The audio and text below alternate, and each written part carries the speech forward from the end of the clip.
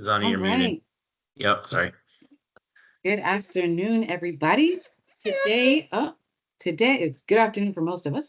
Uh, October 4th is a meeting of the AI Council. We have kind of a packed agenda for you today. We're going to want to cover a couple of recent activities and events, some ongoing discussions that Josiah and others have been having with other peers in the field, see what's happening there. And then we were hoping to take you through a couple of questions and exercises to help us think about the future and the next stages of our work and where our thinking might want to look towards. And then, of course, we will want to invite public comment.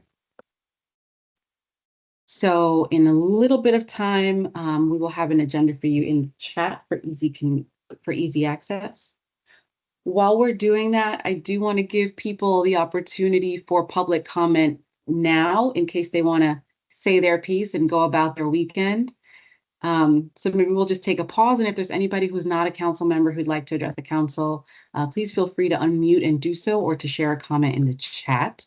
We'll have another opportunity at the end of the meeting for public comment if you'd like to reflect on anything that we've covered today.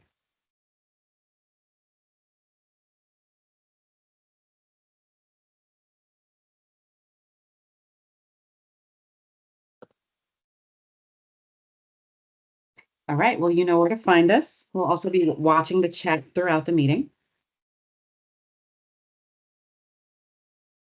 So I'm going to pause there because I don't know what comes next on the agenda. And I'll invite either Josiah or Mark to take us to the next. I think we can jump right to Josiah. He's got an agenda he can throw up and share on the screen for us. Sure thing. All right, so I'm going to attempt screen share. Can you all see that? We can see. All right.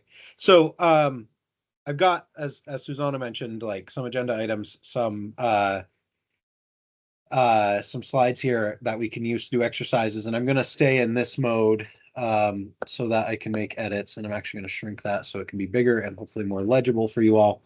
And this is stuff I want to talk about is a little gloomier than what we tend to cover at AI Council, and I just wanted to highlight that I recognize that this is not to diminish the fact that there's a lot of really good work going on with AI, but kind of our charge for the report for this year and some of the stuff that's going on, I think to frame the conversation is going to be a little bit more dismal than I usually tend to be in these sessions. So I wanted to start by framing us up for what the 2025 report looks like. This is in statute what we're producing by the end of the year. So there's 4 items here. First one is whether the scope of the division should be like basically regulating anything outside of state government. Some of the legislators were talking about, is rulemaking appropriate, things like that. I think that's the direction they wanted us to go with this report. So that's the first thing that the statute asks us to comment on. The second thing is any changes to the council and its oversight. I think those two are closely related. Whether there's an end date for the council, I believe currently that is 2027 is when it's contemplated to end. So if we think that that's appropriate or want to move that out. And then the fourth one, whether there's any other tasks the division should complete, because this, I believe, is the last kind of structured formal report in statute. So really looking to us to kind of shape what we think the future should look like for the AI Council and division. So I know we started talking about some of these in a previous session. Just wanted to put them all up again. Any questions or comments or observations at this point, and I'll add them to our notes as I start pulling together the draft of the report.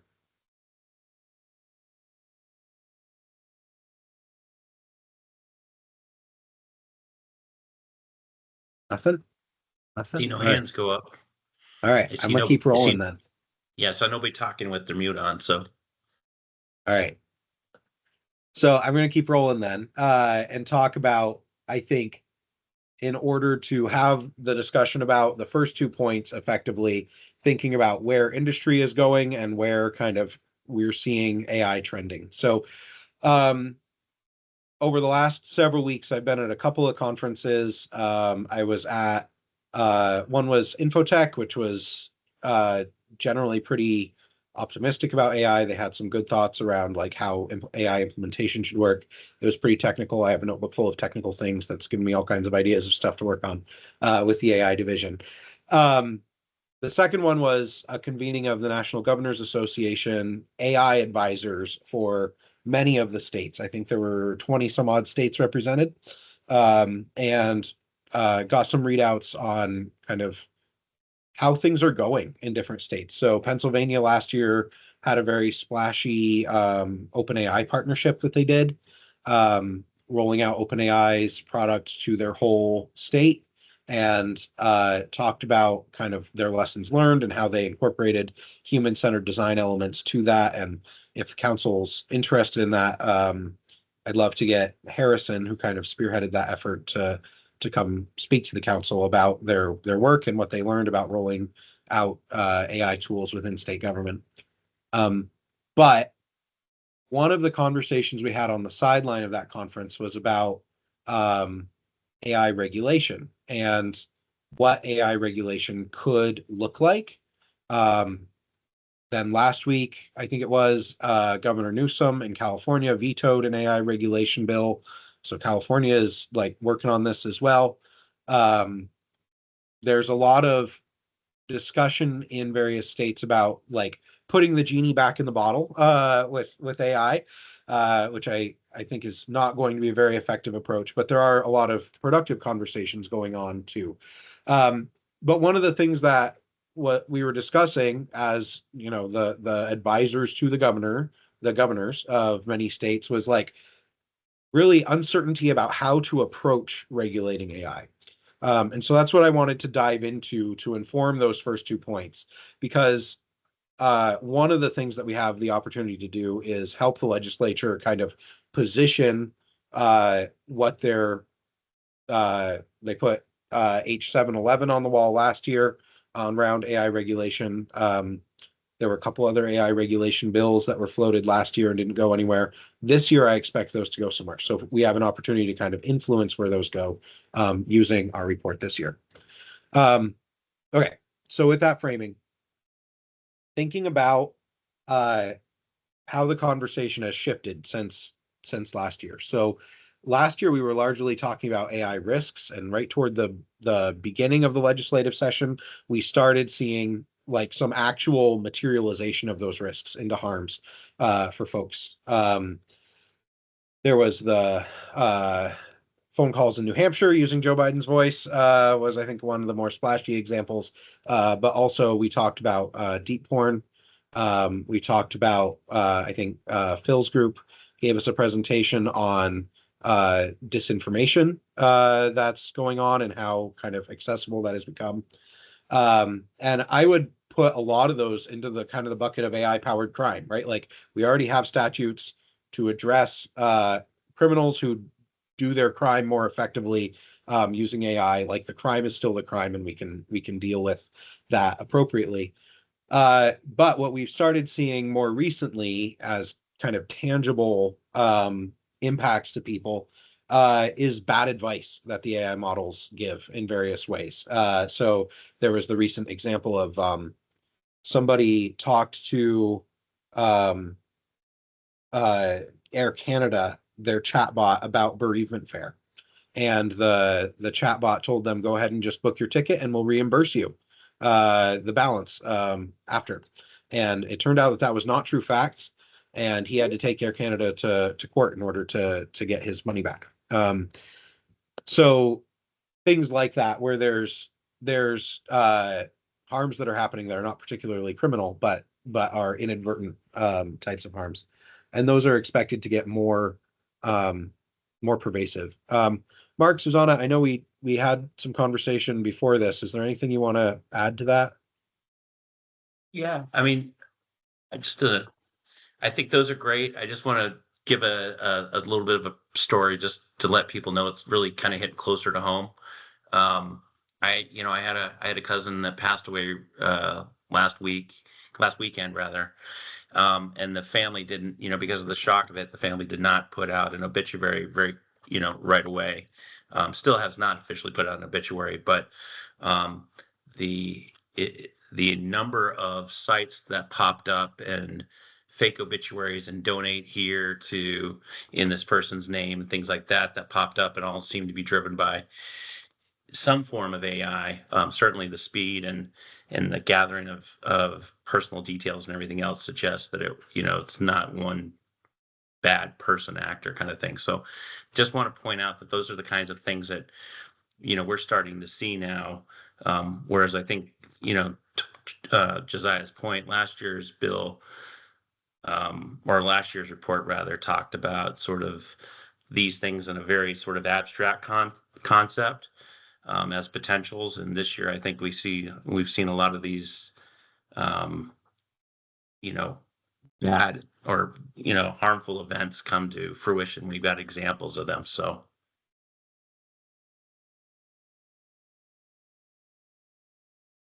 Oh, my story was I here just in want Vermont. to know, can I add, Yeah. thank you for raising this and flagging the harms. I do think there are significant questions, not just around the criminal actors, but whether or if there should be some kind of product liability or strict liability for the companies, because once the bad actor is the perpetrator of the crime, but if you're a victim of deep porn and that is then just out there, all over the internet, the victim has very little control over that. The criminal has now released something into the wild that is just going to be replicated ad nauseum to the detriment of the victim. And so if the company has not observed reasonable guardrails, disclosures, or done anything to credential its users or customers, I think there are real questions around. It's not just the criminal actor. It's who is the producer and manufacturer of the product that is now being used indiscriminately. So those are just some questions that I have. And I'm not talking about web host, because of course you've got communications decency. There's a question of who's the author. I'm talking about the manufacturer of the product, the software itself. In that case, when you're, decentralized in the creation of something, what product would that be? Is it it'd be very hard to pin down, did they use Adobe Premiere or did they use, because you wouldn't have to use any product, and you probably couldn't track down what product was used. It could just be a lone actor. So how would you what is the company in that context? Good question. I don't know. And I think it would be, on a case by case basis, it would be determined whether that, whether it's a software product or whether it's a company deploying an AI creation of somebody else's that's then allowing the user to do the creation. Like, I think these are all questions that are still out there and emergent. I think because of the open source movement, I have my own LLMs. It's all open. There is no accounting. There is no money that changes hands. So I think you're on the right point, but I think it's one of those things that's kind of easy to say, and I think we'll never have a solution. Unfortunately, So, I think one of the it's a challenges valid with concern. the space, right? Are we really going to just then say that there's nothing anybody can do, and so too bad? We as regulators or enforcers are stuck with the fallout. I don't. I think that's a very huge philosophical question that I'm not sure I can agree with. So there's two models, and I'll get to some of this a little bit farther down, but two kind of big things to be aware of. One was H711 from last year, which I think I did a presentation on to the council back in, I don't know, probably about a year ago at this point. Must not have been quite a year ago. Must have been about 6 months ago. And the framing there was developers of AI models need to that could be used to do bad things need to exercise some level of standard of care, and they put it on the developers to kind of think about what unintended or what not unintended, what potential nefarious uses or impacts the tools could have, and put some mitigations in place around those. So that was one model, and then California has recently vetoed, so not law, model was to regulate anything that cost more than $500,000 to train. Oh, So they, interesting. yeah, which the governor's argument was that gives a false sense of security because lots of things cost less than $500,000 to train. But I think the idea was let's just like start by putting some guardrails around the four kind of the things with big budgets who can afford to do a little bit of more oversight. And Yeah, go when ahead. they said licensing, did they mean license with the state, or did they mean apply some form of a license like the permissive use licenses and stuff? Because I think that's a question too, as John was mentioning, his LLMs actually have the various open source licenses applied, but some folks don't even go that far. And it would be nice to have possibly a requirement for some form of licensing of your LLM just to begin with. And even and licensing, and then maybe some watermarking of any result. I mean, it'd be hard to enforce, but that's sort of what you'd have to do. Yeah, digital watermarking is something that's already been contemplated by other jurisdictions, including Connecticut, I think, had a bill. I think it passed the Senate, but maybe not the House, but I'm sure it'll be returned to in the future. Yeah. I'm thinking that we're going to end up in a box like GDPR, where what seems like a reasonable thing to ask. I mean, these are all, and it's definitely an important thing to go after. I'm not saying we should just wash our hands, but that it's impossible to implement. And I think laws that, where we mandate something and it can't be complied with are almost worse than no laws. So I don't know how we address that, but what to enforce watermarking would be really hard to enforce. It would be. So I want to, this is good brainstorming. It's where I want to go. I want to just do a little bit more context setting and then dive into this deeper. So at the moment, I would argue that the incentives for the larger companies are wrong. That there's a big focus on market share and on improving capabilities.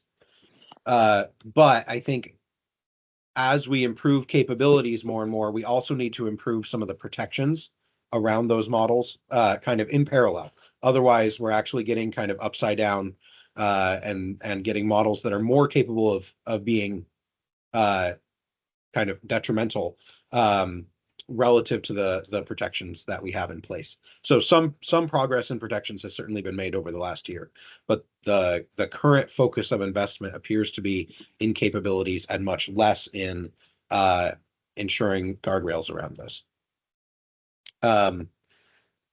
NIST has a whole bunch, a dozen to be specific, categories of risk. Some of these are pretty small. I've tried to put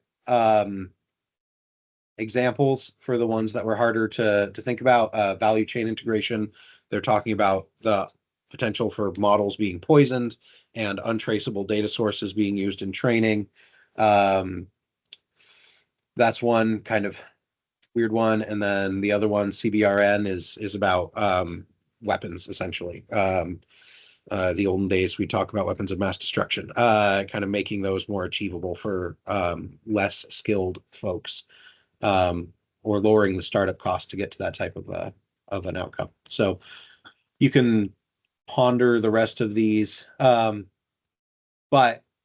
these are a dozen categories they've come up with. And I think, again, last year when they released this list, this was mostly future looking, forward looking stuff. And now each of these, right? There's specific examples of each of these happening in real life at this point. Okay, and then thinking about like where mitigations can be put in place, because I think that based on previous conversations we've had in this council, really what we'd like to do is incentivize the people who are building stuff to put mitigations in, to make sure that their models are safe and being used in ways that are good. So from our work back in 2022, it might have been the 2023 report, we talked about there's a set of mitigations you can apply like before you actually create the model, like in the training data, thinking about things like bias and making sure that your samples are representative, things like that. Then there's like upstream of the AI step. You can do things with the inputs to reduce the risk of bad stuff coming out. There's work you can do to fine tune the model. And then there's stuff that can be done downstream to look at the validity of the outputs. And I think all four of these have seen some investment. Like ChatGPT, I think has implemented stuff at all four of those levels at this point. And others are as well. And then Second, Josiah, Yep. we have a hand up. I just want to make sure it's not Oh. left up. John, did you have a new No, comment? that was already addressed. That was already addressed. Sorry. Okay, thank you. Yep. I'll lower John's hand. All right, cool. And just thinking about like where can we as governments, not necessarily Vermont acting alone, but thinking about a report to legislature and knowing our position of lots of other states looking on at the work that we do, how can government kind of intentionally create friction points and do the bureaucracy thing that we're so good at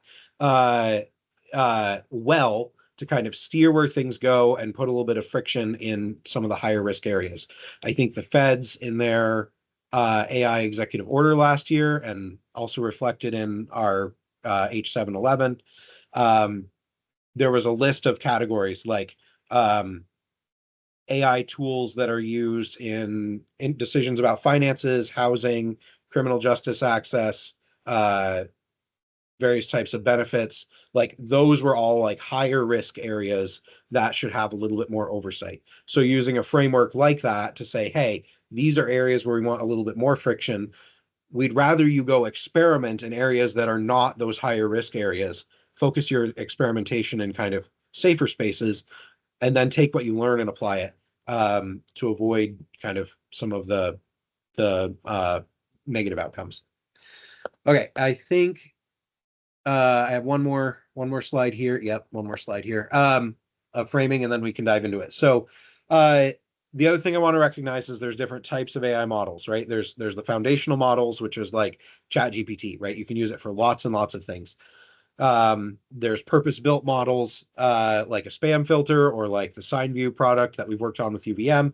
Those can only be used for like one or two things, small number of use cases there.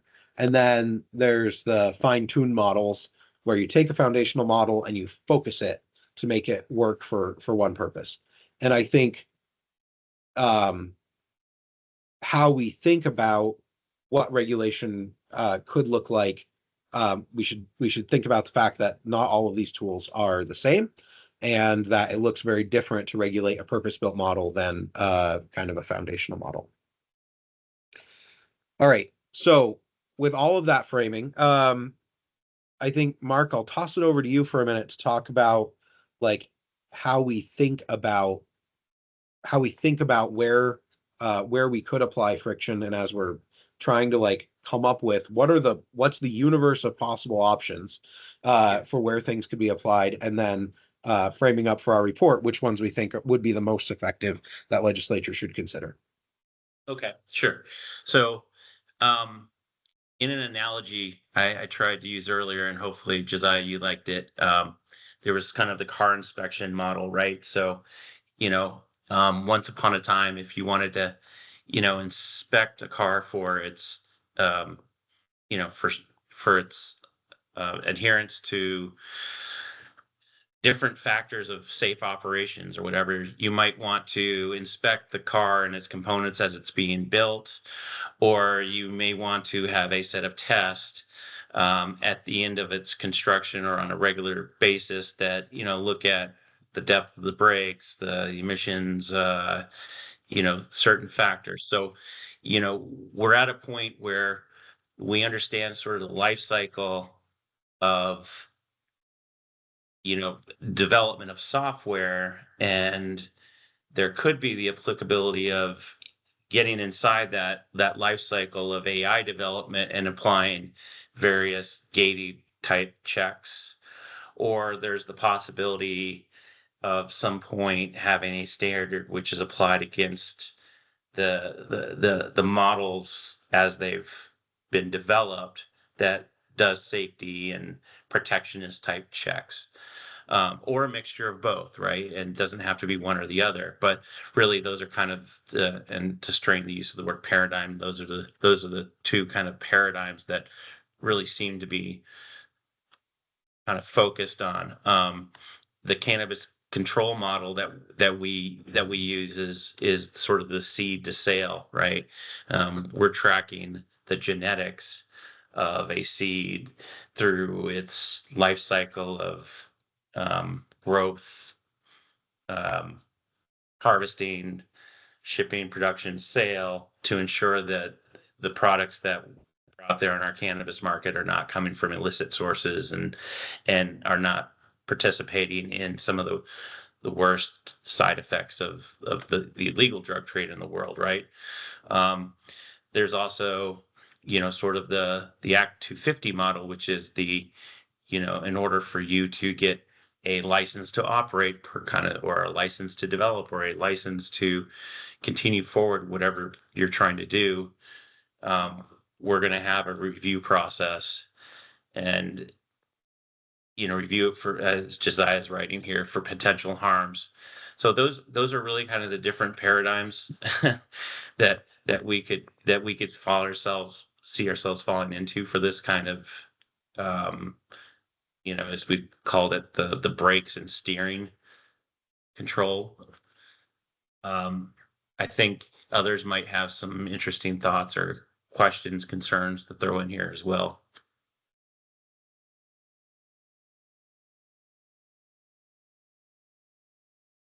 No?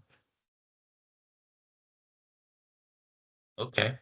Chris and Todd, you guys regulate all kind of stuff. Like, what are other Yeah, models we that's what I should be was thinking about? assuming. Well, a pretty good regulatory model that's already out there under consideration is the data privacy model. And that's going to be coming back, and we'll kind of see where that ends up.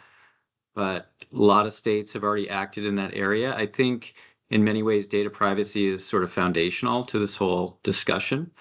And so a lot, I think, will depend on where data privacy, when that's enacted, what that looks like, because that may carry implications for AI and regulation of AI. So that's just another example. There are lots of examples out there.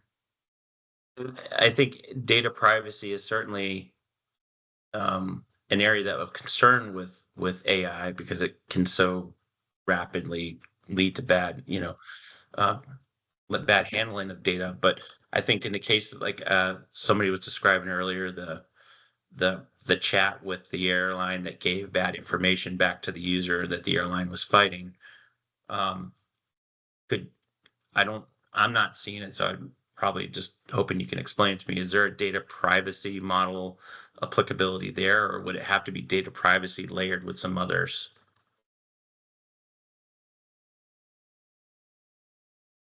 Hey, what do you mean, Mark? I'm not sure what you're driving at. So we were talking about some of the examples of the harms that we're seeing this year, just, like, we'll say the hallucinations of AI chats and things like that are, giving bad information to customers. And so, there maybe not been I'm not sure I'm seeing necessarily a data privacy means of controlling that or affecting that. So are we saying that data privacy is not an exclusive model to be concerned with? Are we saying it's really just a component of another, or are we? No, well, you asked for a model or a paradigm. So the data privacy model is really looking at the processors and controllers, the manufacturers, and setting out a framework that governs all of the uses. And so, and some of that is disclosures, some of that is responsive to consumers, consumer control and choice over their data.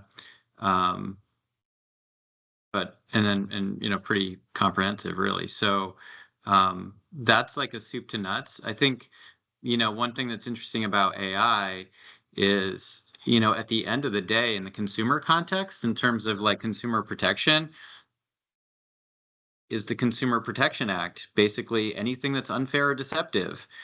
Arguably, artificial intelligence on its face is intended to deceive people. So if a company is out there deploying it to manipulate people into making purchases, is that unfair and deceptive? Good question. And in some ways, a broader, more sweeping law can be more effective in deterring bad behavior. So, well, one thing I wonder is, I mean, I don't think that legislating how it's made, like the car inspection, does it pass these tests, is going to work, because these models have emergent behavior that can't be anticipated. It can be applied in ways that the creator didn't intend. But I think what you were talking about, like with the harms, if the impact is legislated, not how the tool is made or who made it or anything like that, but if there is some harm that a person could have done but is now done by a machine, should we be legislating, uh, remediation of the harm, whether it was a machine or a person? Because I don't think we're ever going to win trying to figure out how to look at all the pieces that go into an AI or a process that goes into an AI, and using that to guarantee that it wouldn't do something bad, or to, yeah, I think that's the problem. I don't think you'll ever be able to have an ironclad expectation of its behavior based on how it was made. And that's one of the interesting things about AI. It's both good and bad. So, I mean, should the legislation always be around the impact, not necessarily the tool or how it was made? So this is why I never went into the legal profession, because I think there's the engineer in me says you're right, but if you look at other industries that have had this problem, you look at tobacco, for example, and it really did go into what were the where tobacco, obviously smoking is bad for you, but there were behaviors in the process of creating tobacco and making it addictive, and how it was advertised, and misstatements and lies that were made about it as a product that went in, that contributed to the impacts, right? And so you have to, even though I don't know this, right? I'm not arguing one way or another. I think there's a part of me that still thinks that there's a responsibility within the manufacturer or the creator of the AI to ensure that there's reasonable accuracy, safety. I agree with that. I'm not trying to give AI a blank slate here. What I'm saying is that if, say, Facebook is determined to, be have done harm to kids by body image or something, Facebook should be liable for that. It's not that they use this algorithm or that. It's a combination of the software they use, the data that was in there, the business model, their business intent. So what I'm saying is that going in and changing the AI that was used to, say, target the ads that created bad, harm to a child using social media, you're not going to be able to determine that in isolation by looking at the software. It's in terms of the entire business process around that software. I'm saying the software could be a component, but your example on cigarettes is really good. I mean, you wouldn't be able to hold the person who did the camera that made the deceptive commercial liable. So, but you could certainly hold, one of the tobacco companies liable, because they condoned the whole thing. They used tools as they were intended or out of the way they were intended, but they caused harm. I'm just thinking that anything that attempts to try to decompose the product and check 87 different things to make sure it doesn't do harm, not only is that going to be hard, it won't guarantee that they don't do harm. I think that if you can establish that a company does harm, whether it's by a human or an AI, hold them to the same standard. That sounds more easier in quotes to legislate. I Yep. see that Todd has his hand up, and chairs, if you're willing to recognize Mr. Todd, and maybe Todd do a quick intro, because I think you're new to this body. I am. Thanks, Josiah. Todd Delos, he, him pronouns. I work at the AG's office. I'm the Director of Policy and Legislative Affairs. And this is fascinating, and I would just weigh in. I think the construct of a paradigm that's based on what I would call analogous technology and consumer behavior-based technology is an inherently challenging one, and I think that's part of the reason. This is what Christopher was sort of flagging with, and I think John's comments speak to it as well, right? It's an inherently emerging technology, but it's also one where a consumer, and that's the lens we largely bring to this, a consumer is not always making a choice, and still can be a victim and can be a long-term victim of the technology. And I think that's a really important distinction here, but it's not one that should stop us from acting, right? Because we have figured out how to regulate things like secondhand smoke, where innocent individuals, I think innocent's a strong word there, but individuals who are not making a choice around their behavior are still getting impacted by something that the producers of said product know can be harmful. And I think the challenge we face here is, and I don't want to strain the analogy to the breaking point, but we don't necessarily hold the magazine that prints the glossy photo of Joe Camel liable for the subsequent harm that occurs. But that's not to say that we shouldn't, especially where there's full knowledge of the harm that can occur through that behavior. And I think, generally speaking, in looking at the law, we cannot make we are not in a minority report world, right? Where we know what the bad's going to be before the bad happens, so we can stop the bad from happening. We inherently are looking at what are the harms that we can reasonably foresee or have experienced, and how do we then address those? And I think that's part of the reason, when Chris raises the data privacy model, that's not to suggest that a model of regulation of the processors, the folks who are processing data and controlling data, is a be all and end all, because we know that there are a lot of different ways that tools can be misapplied and still create harm. It's when those tools can be misapplied in a way that the producer of the tool had full available knowledge and did nothing to prevent that harm from occurring. And that's, John, I'd look to you, and we've never met, but I get the sense, you've got experience in this space. I would say, how are you building code? How are you creating an LLM that might have some degree of fail-safe or warning in it to prevent some measure of misuse and misapplication? Or do we think that genie's out of the bottle?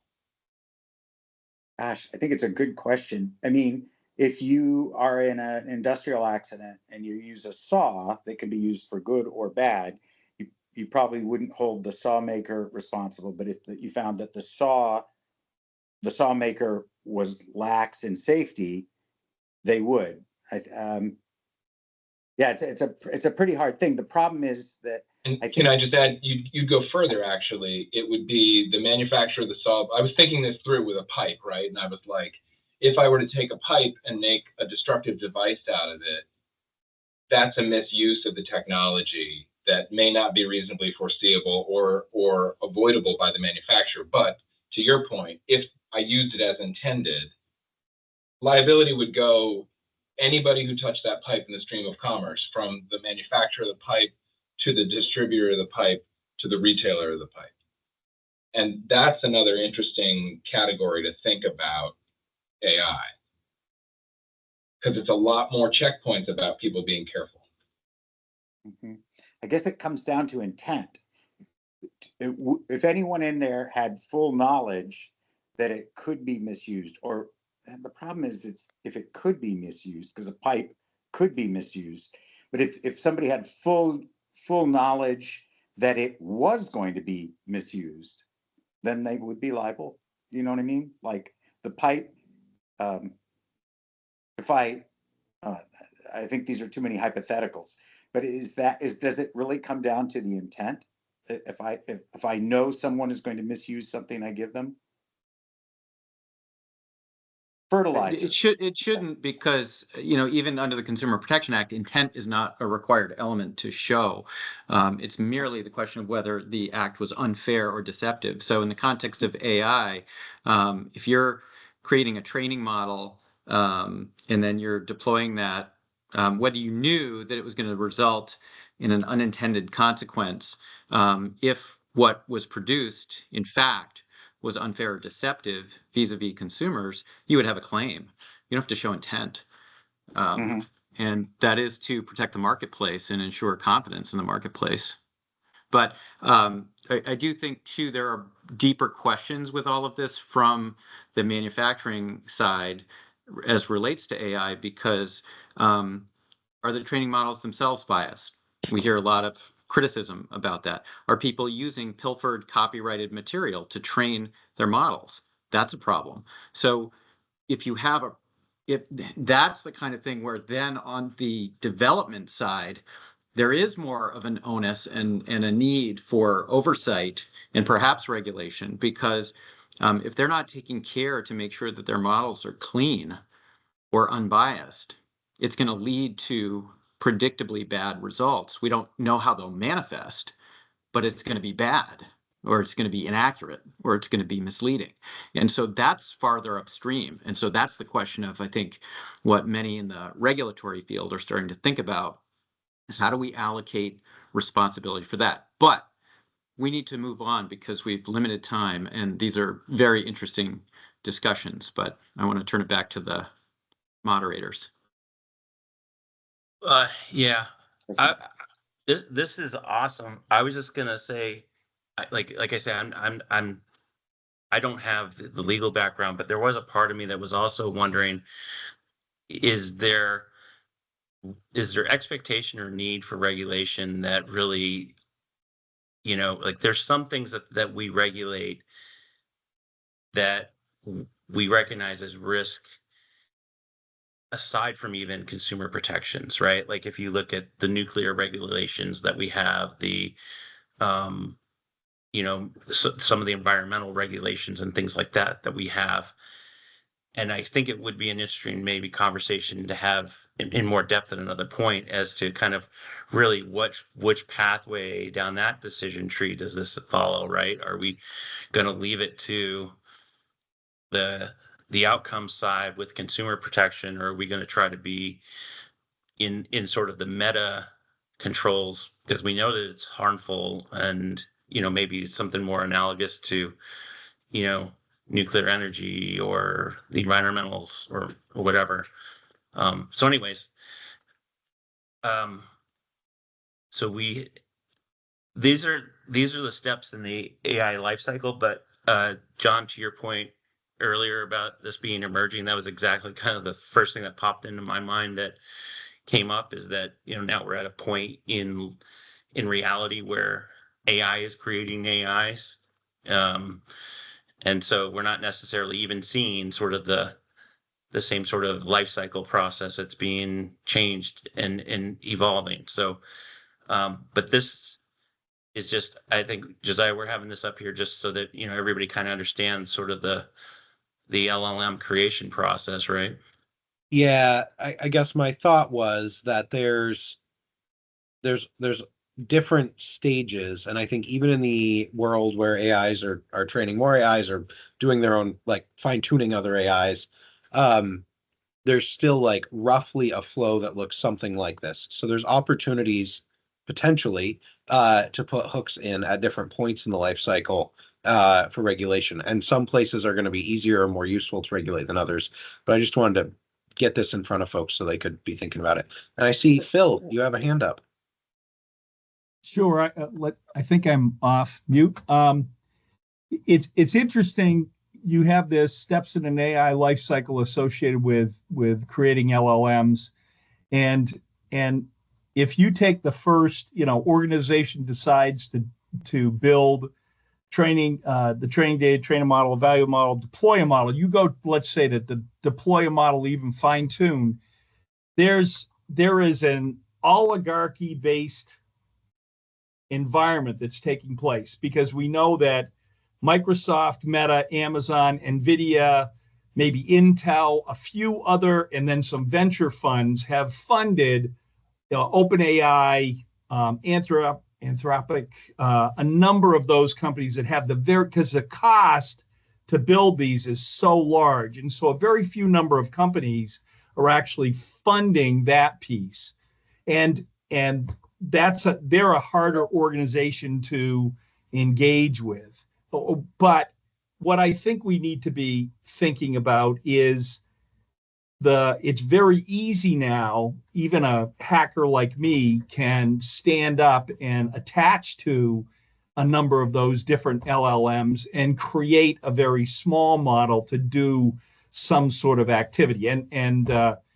So there's two different pieces here. There's that larger piece that's going to be very difficult to control. And then the next step piece, which might have a better chance at regulation, which is going to be the smaller companies providing those sets of activities or services, or the state of Vermont deciding to create some sort of chatbot based upon one of these activities. So I'm not sure I'm adding any value to the conversation, but this is what jumps out at me when I look at this chart. Over. It's a great point. Yep. That's actually where I drew the line in the next two slides too, is like right there, because I do think you're right. There is kind of a smaller number of players with a lot more clout above the line and a much larger number of players below. Go ahead, Mark. John's hands up. Go ahead, John. I think Phil brought up a really interesting point that, like I can download a model, I can use a private ChatGPT, for example, and then create my own model on top of it without a whole lot of skills, amortizing the big effort that, say, OpenAI or Microsoft put into training that. But then I could create the harm on my own on top of that model. Anyone can do it. They've made it so anyone can do it. And so I guess I like what you said about, the big players. They're the ones that have the resources to make these fundamental models, these foundation models, but anyone can repurpose those to do whatever she or he wants. So it's a little bit of a slippery slope. I love this steps in AI. What I really wanted to say is I love this steps in AI life cycle. One thing to consider is that depending on, more and more of these models are designed to learn in some very prescriptive way so that the manufacturer's intent, it can drift off of that intent as it is used. And so there's kind of a feedback in this linear list that we probably need to represent. You see what I mean? Yep.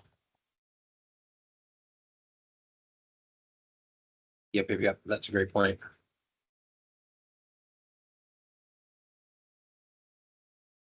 So I think, Mark's analogy earlier about inspecting cars and kind of thinking about what are the systems like actually in use, and checking what those are and making sure that there's adequate controls and safeguards in place at that level, is really kind of in these two steps, right? The how it gets integrated into a product and how users do stuff with the system.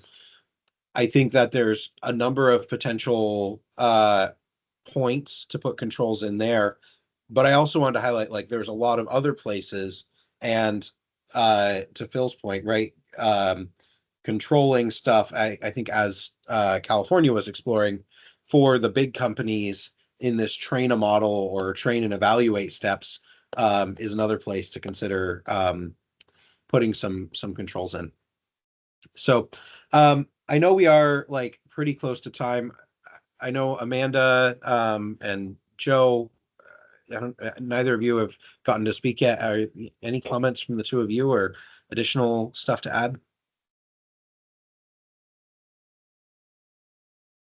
Not on this section, but I did have a few things on the list when you were talking about the top four. Yeah. These ones? No. I meant like at all the way at the very beginning. That was the only piece that I had been thinking Oh, about. up here. Yeah, go ahead. Yeah. I was just gonna say when I was thinking about number 2, if just thinking about the structure and who's included, I think there's not a lot of inclusion from the rest of state government.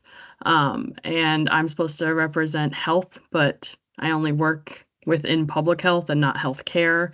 And I can't speak for the Agency of Human Services and other like Agency of Education. And, they might have a role moving forward with the workforce development and educational components.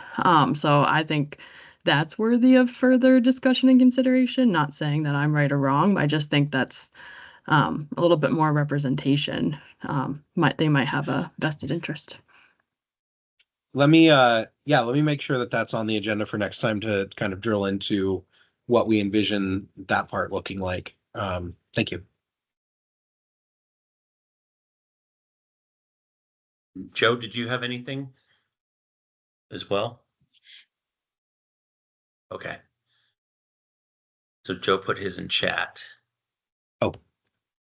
Can I, real quick, before we leave that first slide again, since we're running out of Yeah. time, just wanted to flag for the group. So on one, I think I raised this at the last meeting, Josiah. So in reading the enacting legislation and then looking at this request for inclusion in the report. So originally I said, does division mean the council or does division mean the AI division within ADS? So I take this to mean, when lawmakers ask specific questions, I take this to mean the AI division within ADS. So that's different than whether the council should be talking about some of these bigger ideas as we've just discussed and having a free and far-ranging conversation around regulation and size and scope of regulation and what's appropriate or not appropriate in the context of artificial intelligence outside state government. For now, I think it's pretty clear that ADS and the AI division are limited, even the council really is limited to recommendations about deployment of AI within state government.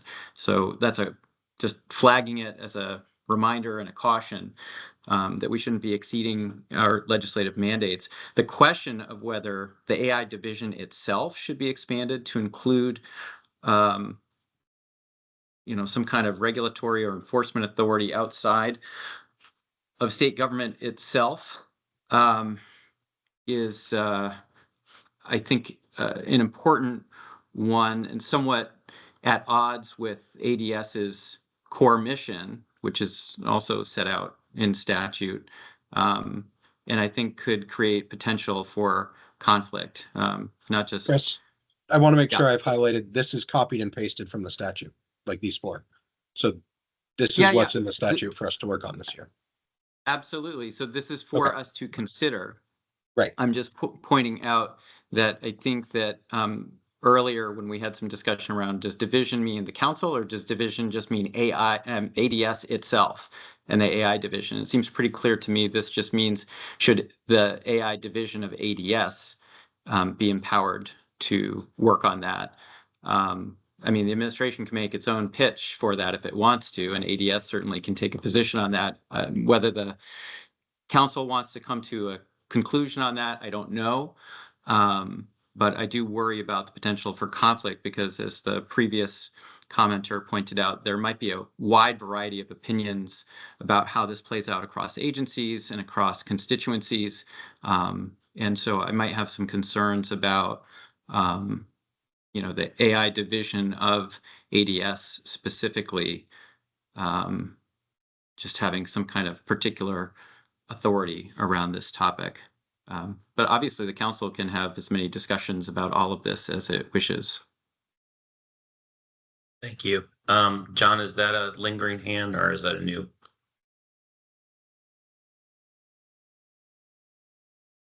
Okay, we'll assume lingering. So Joe, thank you for your comments that you put in chat. Josiah, just to summarize them for the here, just it's really concerns about the feasibility and understand whether a model is biased or has any other property that could cause unintentional harms as a result. So, and I know we want to leave at least a minute or so, or as much as necessary, but some time for public comment. So, if someone would like to make the motion, someone on the council make the motion that we go to public comment, and then we can invite others to So speak. moved. Have a second? Okay. No second. Thank you, Can I- Susanna. Yeah. All right. All those in favor, do a thumb Aye. up or say aye. Okay. All those opposed? Okay, the ayes have it. So we're going to move to public comment here. So if you are on the call and not on the council and you'd like to have a moment to express a concern or a thought, please do so. Please raise your hand, actually, and then we'll call on you.